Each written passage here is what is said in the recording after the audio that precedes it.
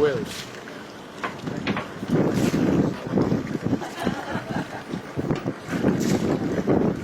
Por esta cosa no me llevo a pegar. Well, good morning, ladies and gentlemen. Welcome to sunny Falkirk. Yay! Excellent. Finally, yes. It happens sometimes we get sunshine in Falkirk. We've been very lucky this week. It's been sunny the whole week. Long may it continue, I have to say, because you're at a very good viewpoint when you're up the top, and it's good to be able to see out the windows. So you're on motor.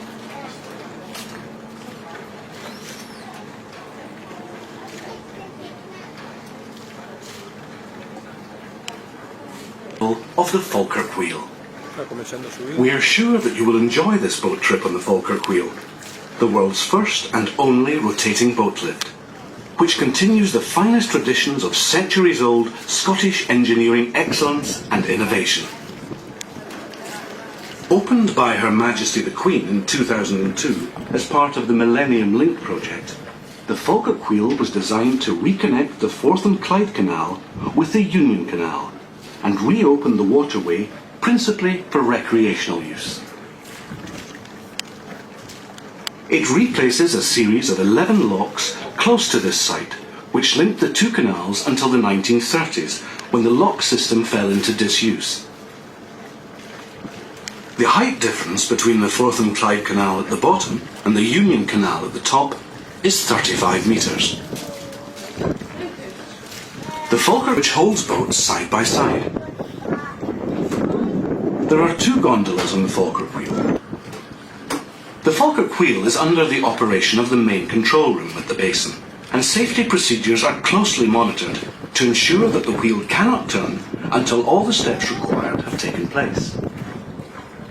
To make the Falkirk Wheel ready to turn, two hydraulic steel gates are raised to seal off the gondola from the water in the canal basin.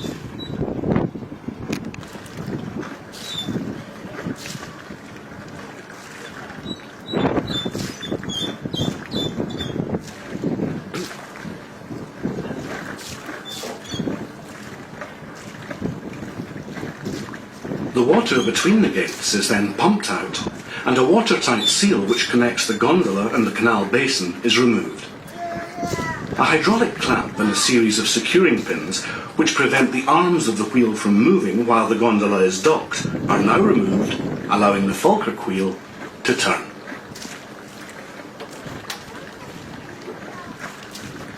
Estamos llegando, se termina la subida.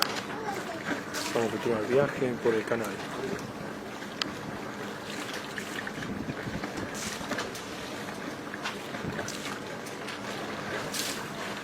In the central machine room, an array of 10 hydraulic motors begins to rotate a central axle of the Falkirk wheel, and this now begins to rotate slowly at a speed of 1/8 of a revolution per minute. The Falkirk wheel can turn in a clockwise or anti-clockwise direction, and the choice over which way it turns is made by an operator in the control room.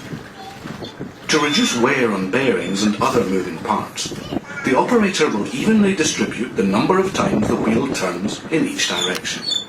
Estamos por partir.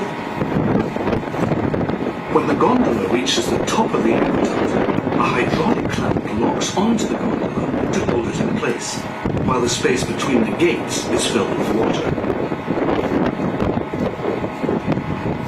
Partió nomás.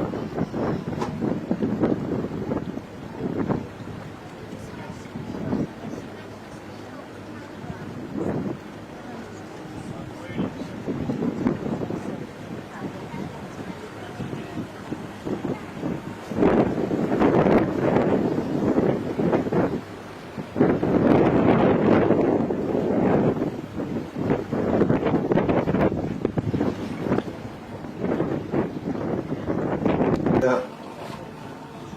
Well, there, those things sticking up in the air, what do you think they're for? A lot of people say counterweights, but it's actually not true. Does it marketing strategy sound about reasonable?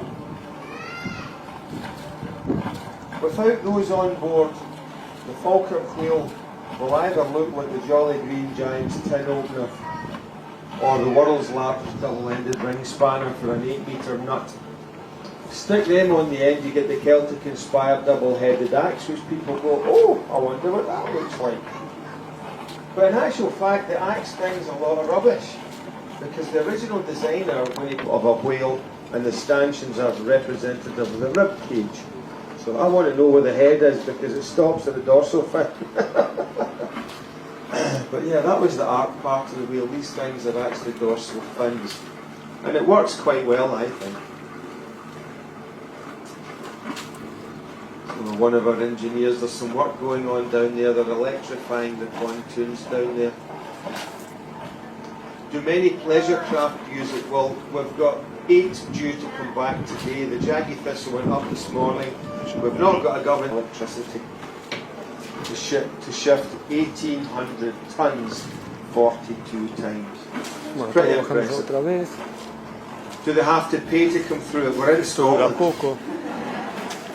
You would expect, being unique in the Duró muy whole poco. wide world, Mismo us pedo Scots dentro de would un fleece canasto. you rotten, but in actual fact, to come up the Falkirk wheel, there is no charge at all. 50 quid to come back down though.